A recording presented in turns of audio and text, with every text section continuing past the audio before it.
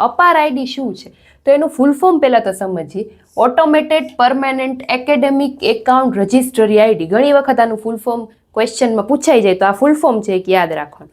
હવે આ અપાર આઈડી છે એ સ્ટુડન્ટ્સ માટે હોય છે, એટલે કે વિદ્યાર્થીઓનું પ્રાથમિક શિક્ષણથી લઈ અને કોલેજ સુધીના અભ્યાસમાં જે કાંઈ પણ શૈક્ષણિક એનો ડેટા છે, જેમ કે એવોર્ડ છે, ડિગ્રી છે, શિષ્યવૃત્તિ છે કે અન્ય કોઈ પણ ક્રેડિટ છે, એ તમે ડિજિટલ રીતે છે એકત્રિત ને સંગ્રહિત કરી શકો છો આ અપાર કાર્ડ દ્વારા.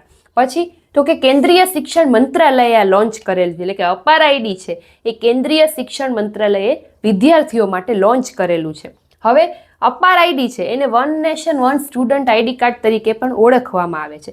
હવે આ જે તમારું અપાર કાર્ડ છે એ ખાનગી શાળા હોય કે સરકારી શાળા હોય, ખાનગી કોલેજ હોય કે સરકારી કોલેજ હોય, બધી જગ્યાએ છે આ લાગુ પડે છે. પછી વાત કરીએ તો કે એમાં 12 અંકનો એક યુનિક નંબર હોય છે.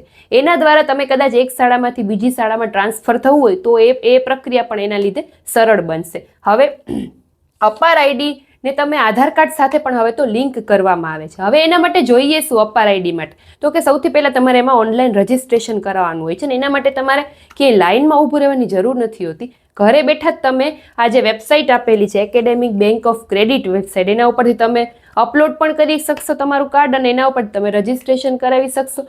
હવે એમાં તમારી વાલીઓ એટલે કે બાળકોનો જે વાલી છે, પેરેન્ટ્સ છે, એની સંમતિ હોવી ફરજિયાત છે અને સાથે બાળકોનું આધાર કાર્ડ હોવું જોઈએ અને ડિજિટલ લોકરમાં એમનું એકાઉન્ટ હોવું જોઈએ. તો તમે આ અપાર આઈડી છે એ આસાનીથી એટલે કે સહેલાઈથી છે ડાઉનલોડ પણ કરી શકશો અને રજિસ્ટ્રેશન પણ કરાવી શકશો. તો આ હતું અપાર આઈડી કાર્ડ વિશેની માહિતી. હજી પણ કંઈ કન્ફ્યુઝન હોય તો કમેન્ટ કરી શકો છો, અથવા તમને આના વિશે વધારે ખબર હોય તો એ પણ મને જણાવી શકો છો. Thank you.